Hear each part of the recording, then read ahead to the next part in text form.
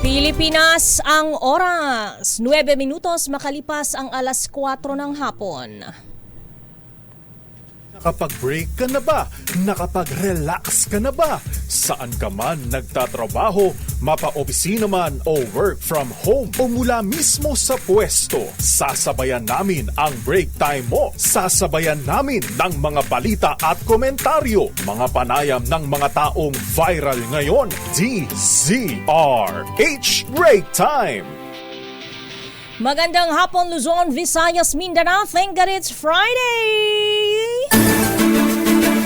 Sometimes it's raining in Manila, sometimes it's a sunshiny day. So, naguguluhan na po pati ang kalangitan kung ano nga ba ang kanyang gagawin, iiyak o Tatawa.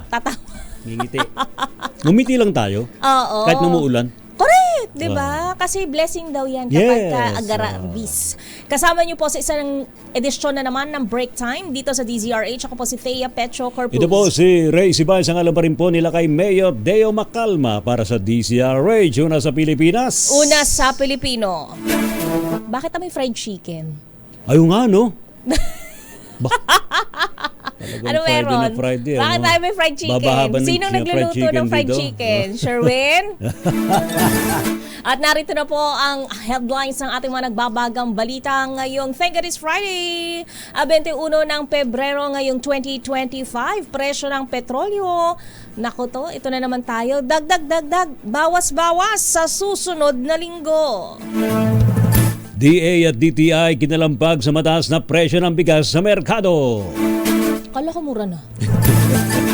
Pilipinas nag-deploy ng dagdag na mga eroplano sa West Philippine Sea, mga barko at aircraft ng China, bantay sarado.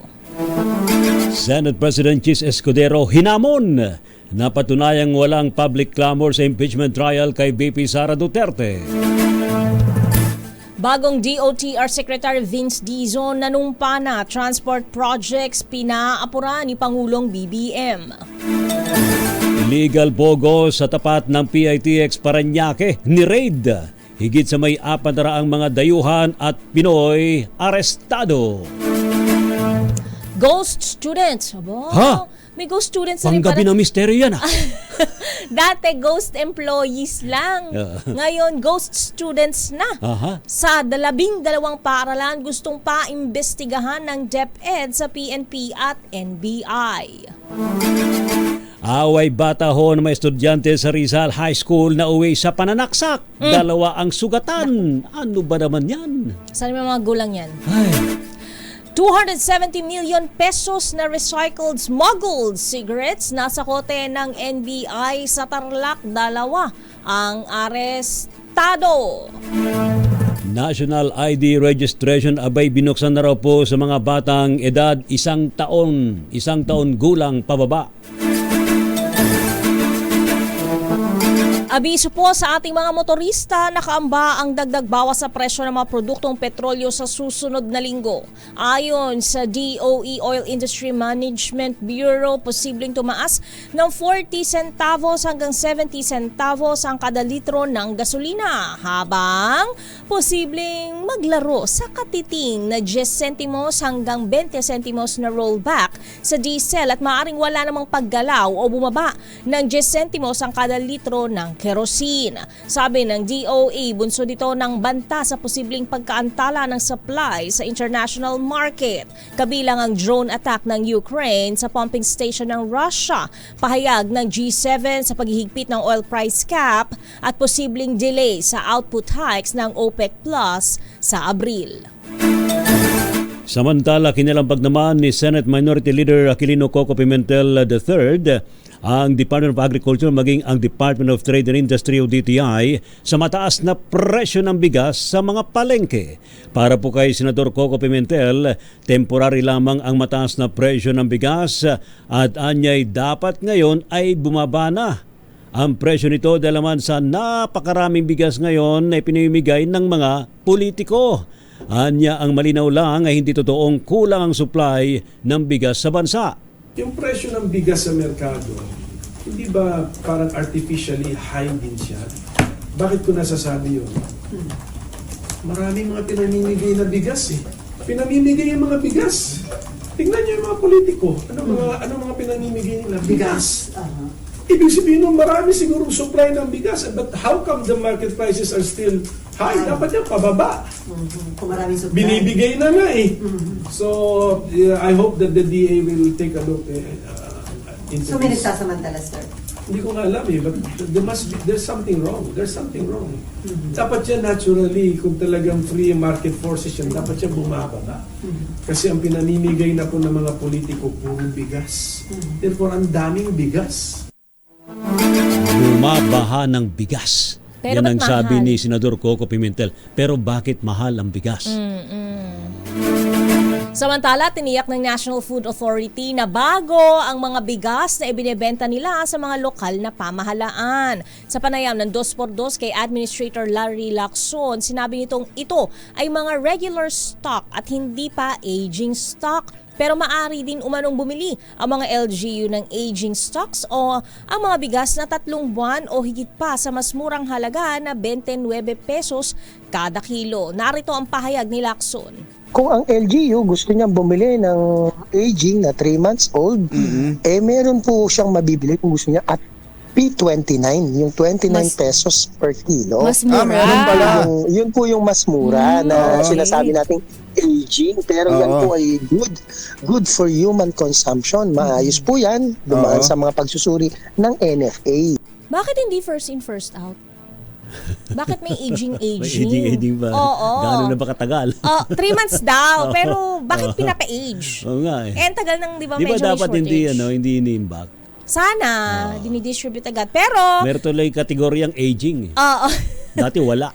Wala ba ganyan dati? Wala dati. Oh. Oo. Sa kasalukuyan, mayroon na anyang 67 LGU ang nakikipag-ugnayan sa NFA para bumili ng bigas na maibebenta sa publiko ng 35 pesos kada kilo. Pinaalalahanan din ng iba pang mga LGU sa buong bansa na maaari ding makipag-ugnayan sa Food Terminal Incorporated kung nais nilang bumili ng bigas sa NFA. Pero bakit nga? Bakit may aging? Sagutin nyo. NFA. It's a question. Wala naman akong gustong...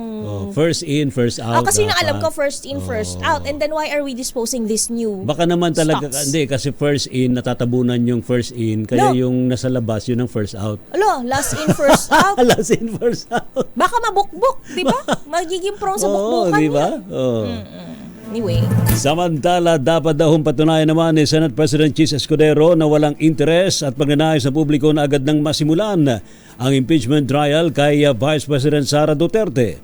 Ayon po kay Congressman Jervil Luistro ng Batangas at kasama sa 11-man House Prosecution Team, sila ang mga nasa ground at sila ang makapagsasabi na hinihintay na ng publiko na makonvene ang Senado bilang impeachment court. Bagaman rerespeto daw po ni Congresswoman Luistro ang kapangyarihan ng Senado sa impeachment proceedings, nagbabala naman siya sa pagbaliwala sa sentimiento ng publiko. Hindi rin tinatanggap ni Luistro ang puna na hindi umano nabigyan ng due process ang Vice Presidente sa mga aligasyon laban sa kanya. Paliwanag pa ng kongresista, ilang beses na inimbitahan sa mga committee hearing si VP Sara mula sa budget hearing ng kanyang tanggapan pero hindi siya dumadalo.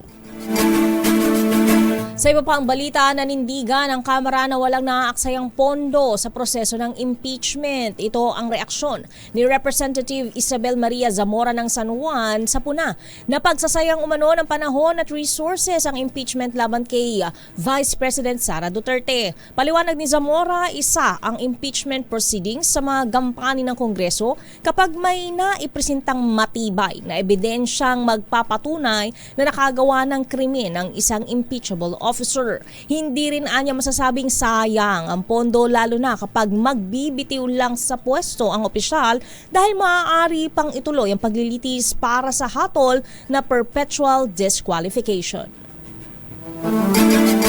Samantala, mayroong kapangyarihan daw buwang Senado na mag-convene para naman sa impeachment trial kahit sila ay nakareses.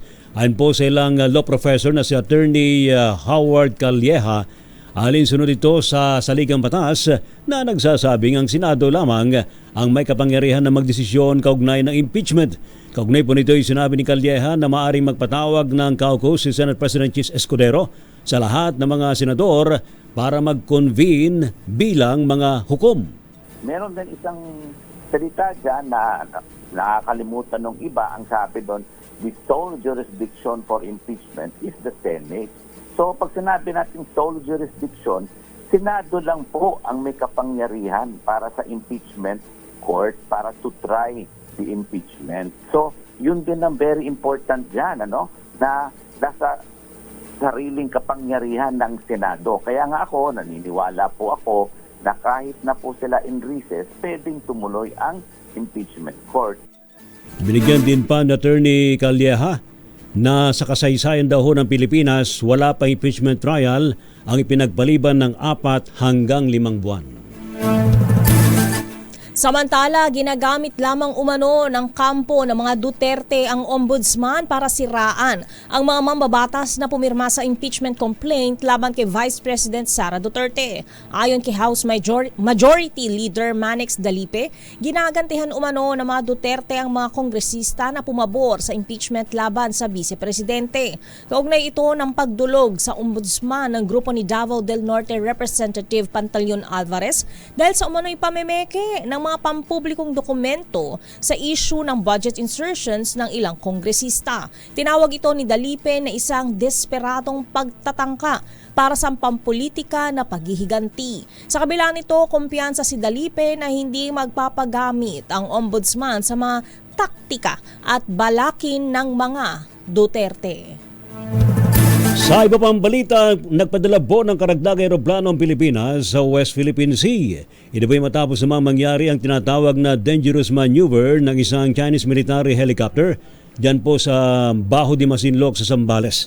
Ayon po kay Commodore J. Tariela, tagapagsalita ng Philippine Coast Guard for the WPS, nag-deploy ng karagdagang eroplano mula sa Bureau of Fisheries and Aquatic Resources o BIFAR para magsagawa ng Maritime Domain Awareness Flight. Partikular na dineploy ang BIFAR aircraft sa Kalayaan Island Group. Sinabi ni Tariela na namonitor sa operasyon ang isang China Coast Guard ship at halos 50 maritime militia vessels sa Pagasa Island habang 6 na kaparehong sakyang pandagat ang naispatan sa Ruzul Reef. Babalikan pa natin iba pang detalye ng ating mga nagbabagang balita. Bagong DOTR Secretary Vince Dizon nanumpa na at transport projects pinaapuran ng Pangulong BBM. Illegal pogo sa tapat ng PITX Parañaque ni Raid. Higit 4 na ang mga dayuhan at Pinoy arestado at ito, nakakalungkot to, RS. Ano yan? Away bata ng mga Oo. estudyante sa Rizal High School. Oo. Nauwi sa pananaksak kung saan dalawang sugatan. Bakit naman mayroong patalim? Ha? Di ba normally kinakapkapan niya may estudyante pagpapasok sa eskwelahan? Oo, saan nila nakuha yun? Yun. At nasa yung mga magulang nitong mga batang ito. Sige, alamin pa natin yung pagdetalye ng ating mga balitang yan. Pilipinas, ang oras 23 minutos makalipas ang alas 4 ng hapon. Luzon, Visayas, Mindanao, alas 4:28 na ng hapon. RH Break Time. Nanumpa na sa harap ni Pangulong Ferdinand Marcos Jr. ang bagong kalihim ng Department of Transportation na si Vince Dizon. Ginanap ang panunumpa ng opisyal sa Malacanang kaninang umaga, 1 linggo matapos i-anunsyo ng palasyo na si Dizon na ang upong bagong DOTR Secretary. Ito ay kasunod ng inihaing resignation ni outgoing DOTR Secretary Jaime Bautista dahil sa health reason. Si Dizon ang dating Pangulo at CEO ng Basis Conversion and Development Authority at naging COVID testing czar noong panahon ng pandemya. Sa pagharap sa media, humingi si Dizon ng 1 linggo para makapaglatag ng mga plano para maisakatuparan ang mithiin ng administrasyon na magkaroon ng episyenteng transportation system sa bansa. Utos niya ng Pangulo na pabilisin ang mga proyektong pang-transportasyon para maibsan ang kalbaryo ng mga Pilipino sa pang-araw-araw na pagbibiyahe. Sa kaugnay na balita, pinapura nga ho ni Pangulong BBM sa bagong kalihim po ng DOTR si Secretary Vince Dizon ng mas mabilis na pagtatapos sa kasalukuyan at nakalinyang mga proyektong pang-transportasyon. Sa press briefing sa Malacanang matapos manumpas sa tungkulin, sinabi ni Secretary Dizon na batid ng Pangulo ang hirap ng mga commuter lalo na sa Metro Manila na gumigising na madaling araw para lang pumasok sa trabaho at eskwela at nakakauwi na ng 10 oras ng gabi dahil sa matinding traffic at pahirapang pagsakay sa mga sasakyan. Aminado naman si Dizon na walang shortcut na solusyon sa problema sa transportasyon. Pero malaki naman anya ang magiging papel ng pribadong sektor at mga lokal ng pamahalaan para may sakatuparan ang mga proyekto sa gitna ng ilang balakid tulad po ng right-of-way. Planong silipin ng bagong kalihim ang master plan sa mga itinatayo at itatayo pang mga transportation infrastructure sa Metro Manila. In the next couple of weeks, bigyan nyo nga kami ng konting panahon. Magagabas kami ng plano, no? I-divide namin into land, air, and water. I-divide din namin yung planong to into yung sinabi ni Ivan kanina. Ano ba ang low-hanging fruit? Yung magagawa na natin ngayon? At ano yung mga kailangan nating bilisan para magamit na at matuwa na ang ating mga kababayan. Yan po mga kaibigan si DOTR Secretary Vince Dizon. Standby sa ating mga reports, tuloy ang Public Transport Modernization Program. Ito ang sinabi ng bagong kalihim ng Department of Transportation. Ayon kay Secretary Vince Dizon, kailangang maintindihan ng mga nasa transport sector na dapat mag-improve ang transportasyon at hindi dapat manatili sa nakagisnan. Pero paliwanag ni Dizon, dapat na pag-usapan at pag-aralang mabuti kung paano uusad ng mas maganda at maayos ang programa dahil hindi pwedeng walang gawin tungkol sa nasabing usapin. Sa ilalim ng Transport Modernization Program, kinakailangan na magpa-consolidate sa ilalim ng mga kooperatiba o korporasyon ang drivers at operators kapalit ng modernong jeepneys at prangkisa. Kaugnay na balita, meron tayong update mula po sa Malacanang. Nako, yun daw hong bagong ubong kalihim ng DOTR abay magpapatupad daw ng balasahan. Sa loob mismo ng Department of Transportation o DOTR. Ibalita mo nga yan, RH14, Let Narciso, Miss Let. Remy Sea, asahan ngang magkakaroon ng balasahan sa Department of Transportation sa ilalim ng bagong liderato ni Secretary Vince Dizon. Sa press briefing sa Malacanang, sinabi ni Dizon na maraming mahalagang proyekto ang dapat maisakatuparan sa loob ng nalalabing 3 taon na lang ni Pangulong Ferdinand Marcos Jr. Kaya wala ng panahon para sa kanilang hanay na mag-aral pa. Kailangan anya nila sa tanggapan ang mga taong mayroon ng karanasan at alam na ang trabaho at mga kailangang gawin. Kaya naman may mga bagong undersecretaries na papasok na may malalawak na karanasan at professionals. Kabilang na dito ang mga dating opisyal ng DOTR. Pero nilinaw ni Dizon na may mga opisyal pa rin namang mariretain. Sabi ng bagong kalihim, i-aanunsyo ng Malacanang sa mga susunod na araw kung sino ang mga bagong itatalagang opisyal sa Department of Transportation. Narito si Secretary Dizon. There's no time to waste. And there's no room to learn and learn the ropes. Wala nang tayong oras doon. So we really need to bring in people who have the experience and who are professional. Remember, these people, even if they worked in previous administrations, these are professional people. Si Secretary Vince Dizon ng Department of Transportation. Ito si Let Narciso para sa DZRH. Una sa Pilipinas, una sa Pilipino. Maraming salamat, Miss Leth. Samantala, House TRICOM investigation, dapat fake news ang tutukan sa halip na ang mga DDS vloggers. Ayon yan kay Senator Bato de la Rosa at ang detalye ay babigay sa atin ni RH28 Raymond Dadpaas. Raymond. Mr. Ray Kinwestiyon, ni Senator Ronald Bato de la Rosa ang investigasyon na ginagawa ng House Tri Committee dahil sa halip na tutukan ang tungkol sa paglaganap ng fake news ay nakatutok sa mga Duterte diehard supporter o DDS vloggers. Ayon kay de la Rosa, kung patas ang investigasyon ng House Tri Committee ay dapat imbitahan din ang mga vloggers na supporters ng administrasyon at hindi lang ang mga kritiko ng administrasyon. Dapat din ay walang halong politika sa pag-iimbestiga ng House Tri-Committee at huwag i-target ang mga DDS vloggers. Una ito pinasubpino ng TRICOM ang 11 DDS vloggers dahil sa hindi nila pagdalo sa hearing sa Kamara ng Representantes. Kinabibilangan nito ni na Trixie Cruz Angeles, Crisette Laureta Chu, Sasrogando Sasot, Mark Anthony Lopez, Lorraine Badoy Partosa, Jeffrey Almendra Celis po si Eric Celis, Dr. Richard Mata, Ethel Garcia, Elizabeth Joy Cruz, Aaron Peña at Mary Jean Reyes.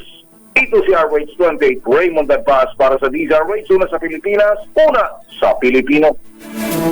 Thank you. Salamat lakay Raymond. Samantala, House Prosecution Team handang-handa kahit simulan na sa Marso ang impeachment trial tulad naman ng hirit ni Senador Coco Pimentel. Ibalita mo nga yan, RH12, Milky Rigunan. Milky?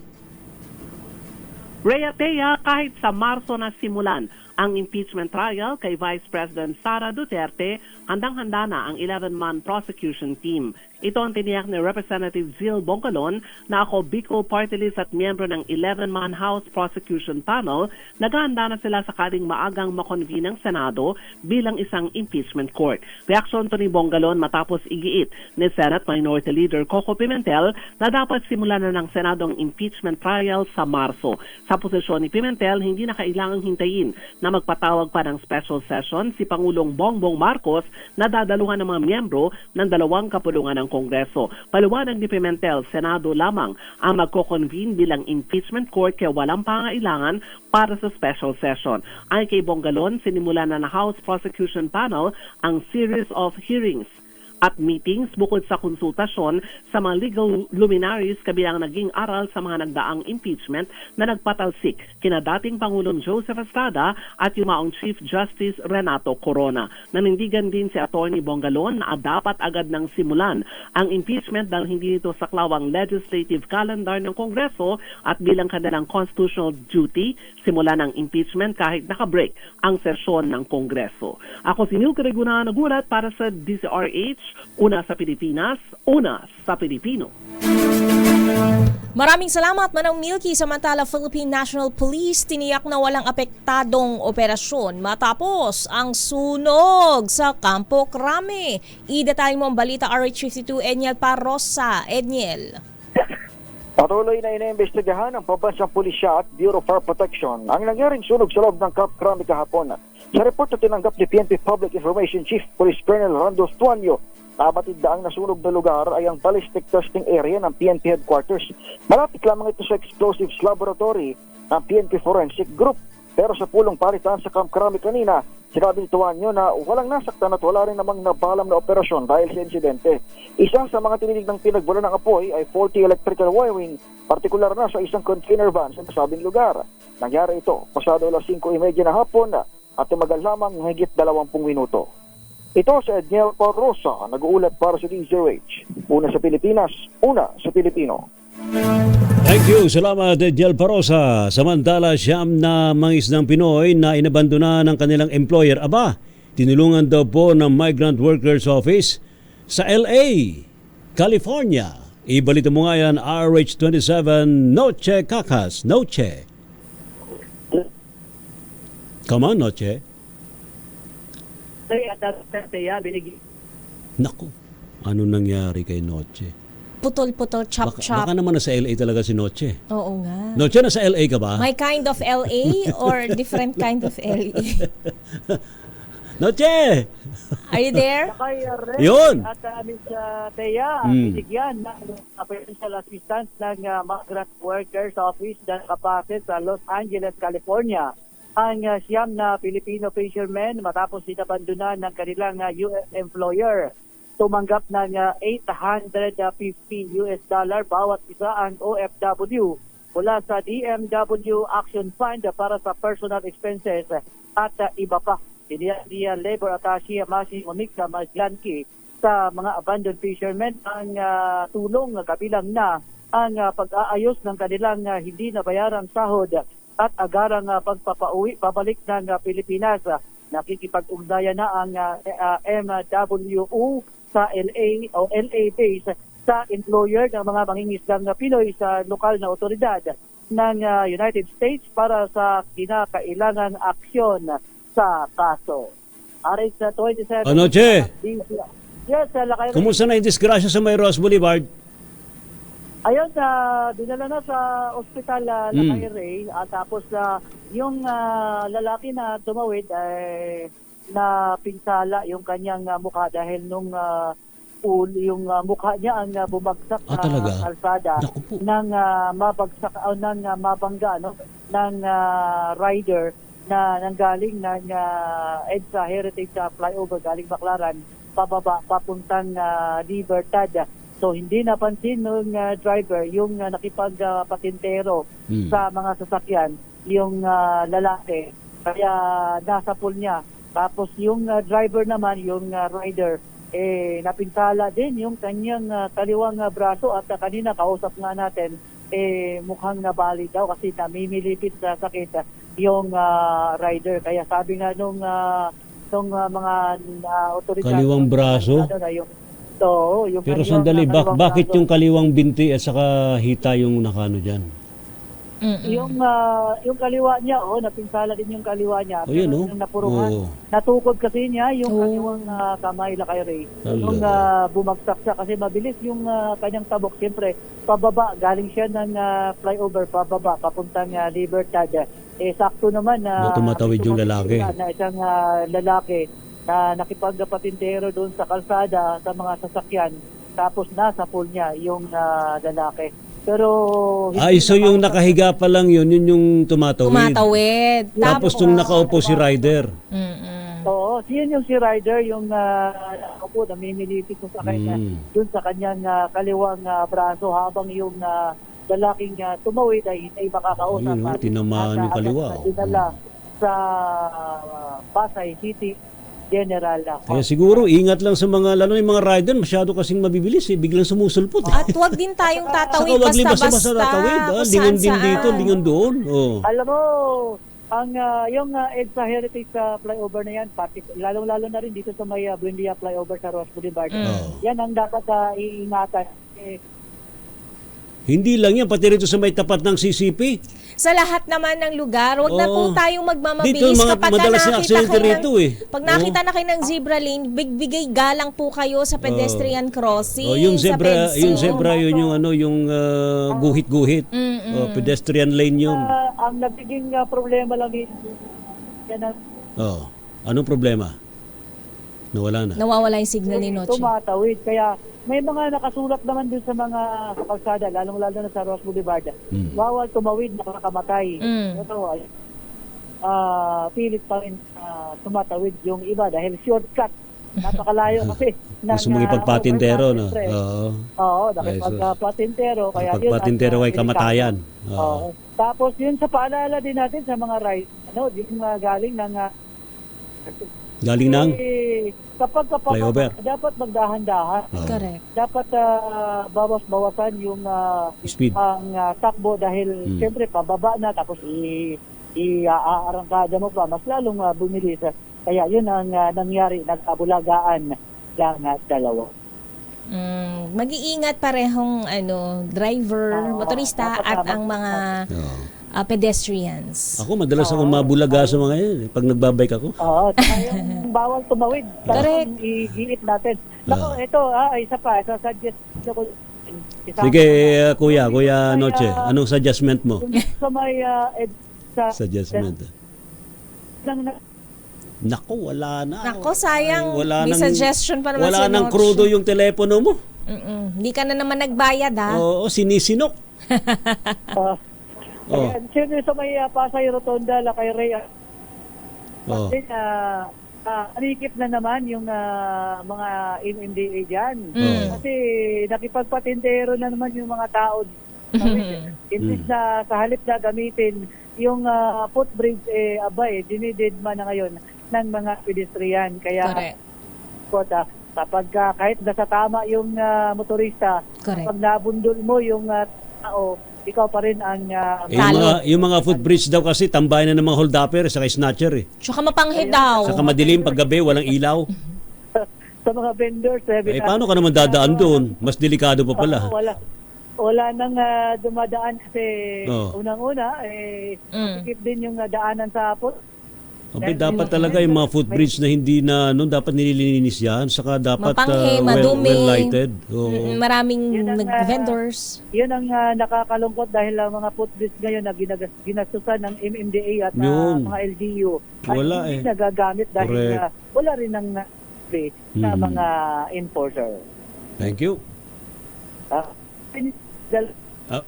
Daghang salamat by noche, Lakas. Mukhang na pupugak-pugak na Pupugak-pugak ka. Hindi nakapagpa-diesel yung telepono kailangan ni magpagasolina Noche. na. Thank you, Noche. Samantala, Pilipinas, ilan munang paalala ang oras? 15 minutos makalipas. Bago mag-alas 5 ng hapon. Pilipinas, ang oras, alas 4:49.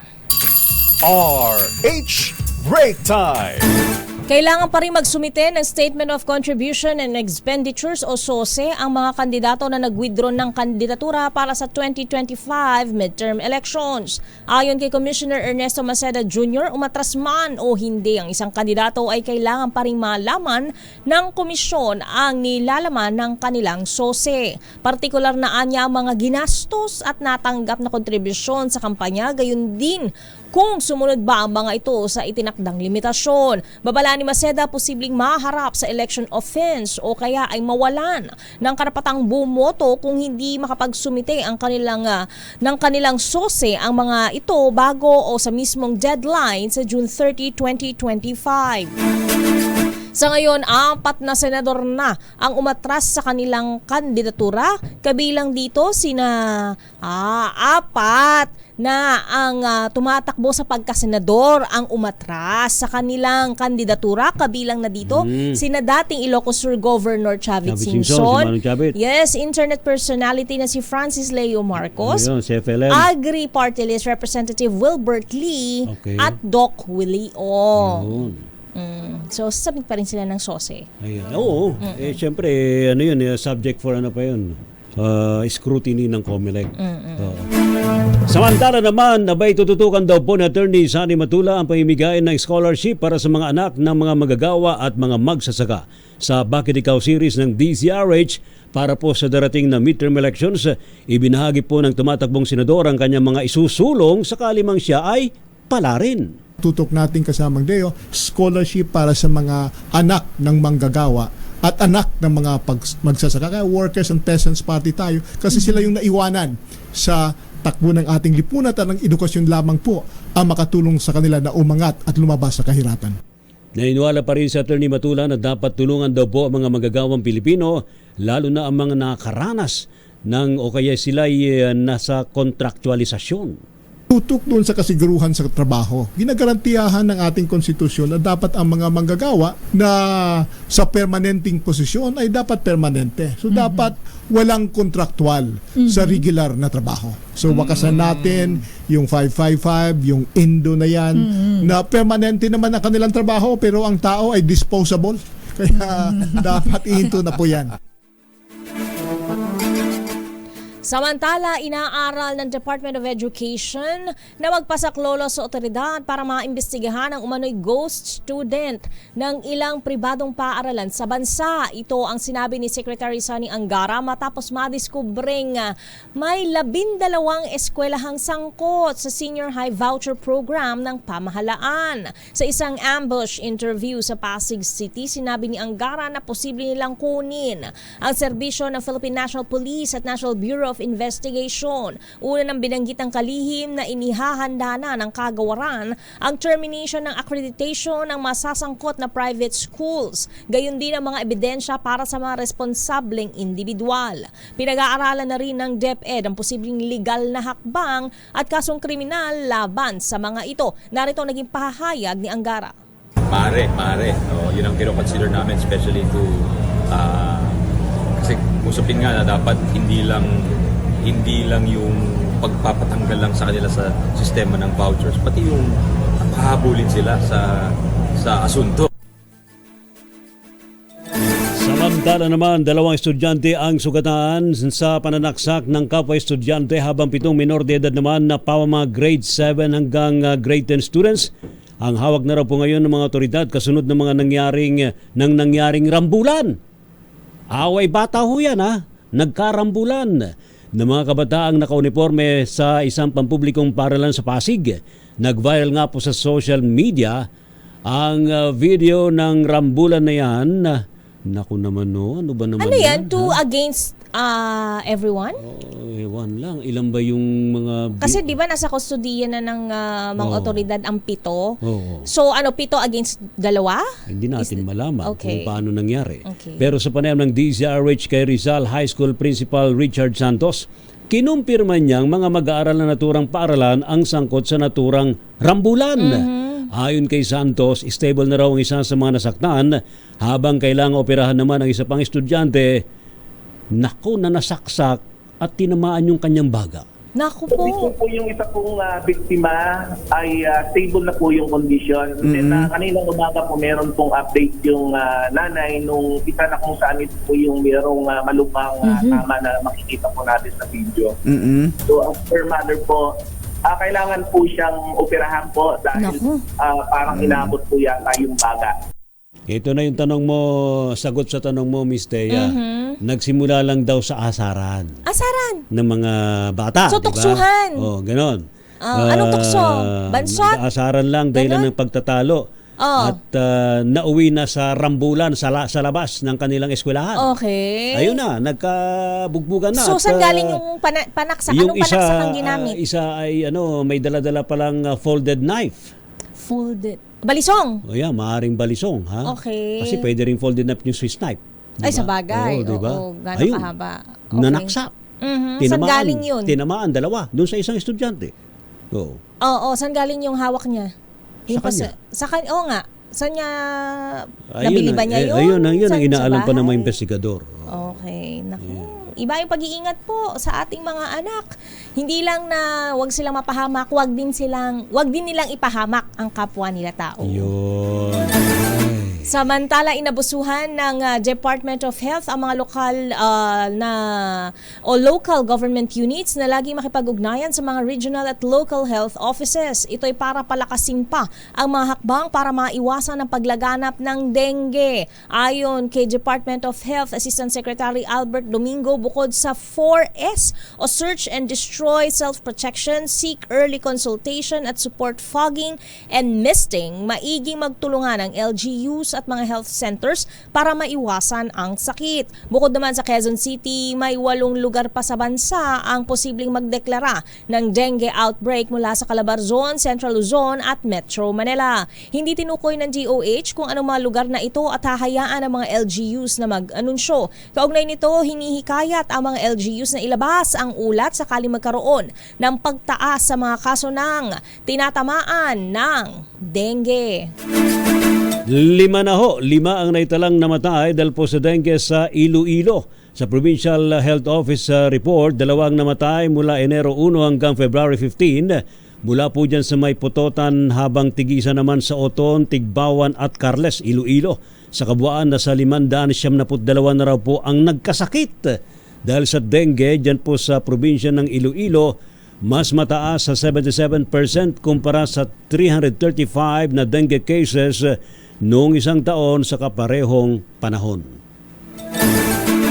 Naitala ng City Health Office ng Zamboanga City ang 3 nasawi at 38 na na-confine dahil sa dengue mula Enero hanggang Pebrero. Ayon kay Zamboanga City Medical Center Public Information Office Director Dr. Shadrina Sarapudin, kabilang ang dengue sa top 10 diseases na nagre-resulta sa confinement ng mga pasyente. Iniugnay ni Dr. Sarapudin ang pagtaas ng kaso ng dengue sa mga pag-ulan noong mga nakaraang linggo. Nagsasagawa ang mga tauhan ng Zamboanga City Health Office ng vector-borne disease prevention at control activities para maiwasan ang pagdami lalo ng mga sakit. Ipinatutupad rin ng CHO ang 4S strategy, search and destroy sa binabahayan ng lamok, self-protection measures, seek early consultation at support fogging and spraying. Samantala, sa iba pang balita, sinalakay po ng pinagsabi na pwersa ng Philippine National Police, ng Department of Justice, ng Bureau of Immigration, Presidential Anti-Organized Crime Commissioner PAOGC at ng Armed Forces of the Philippines ang ATI building sa harapan mismo ng PITX. Diyan po sa may Paranaque. Nakay pinadlak ho ang naturang gusali matapos makumpirmang may illegal pogo operation sa loob na umunoy pinapatakbo ng isang Chinese national. Arestado ang may 453 individual na pinagsamang mga dayuhan at higit sa 300 pala yung mga Pinoy dyan. Wow. Ang dami, ano? Kabilang po rito ang may 137 Chinese national, 2 Thai, 3 Vietnamese, 2 Malaysian, 1 Indonesian, 1 Taiwanese. Ayon sa report ng combined elements mula sa law enforcement agencies, isang munong investment scam na nakabase sa fixed stock exchange at trading ang ginagawang kalokohan ng naturang pogo. Sa iba pang balita, nasamsam ng National Bureau of Investigation ang kahong-kahong smuggled imported na sigarilyo na nagkakahalaga ng 250 hanggang 270 million pesos sa barangay Kutkut ba to o Katkat 2, Kapastarlak. Sa panayam ni RH5 Val Gonzalez, sinabi ni NBI Director Jaime Santiago na ang mga puslit na sigarilyo ay isasalang na sana sa incinerator para sunugin, pero Ni-recycle? sa halip ito ay binibenta sa mas Pinagkakitaan mababang pa. halaga. Ano ba naman yan? Ang galing-galing. Arestado! Eh, syempre, creative. Ay, Diyos mo, yun naman. Basta mapagkakakitaan. Sa Grabe. entrapment operation, ang 2 katao kabilang ang plant supervisor na si Nelson Santos at Antonio Ariel Daria, environment consultant ng Hatchem Plant Incinerator Company. Inaalam pa rin ng NBI kung nasaan ang nagpakilalang may-ari ng Hatchem Plant Incinerator na original nilang katransaksyon at kung si Daria ay konektado sa BOC dahil nagpakilala itong dating empleyado ng ahensya. Nakatakdang kasuhan ng NBI ang mga naaresto, kabilang na ang economic sabotage. Narito si Santiago. Destruction facilities ito.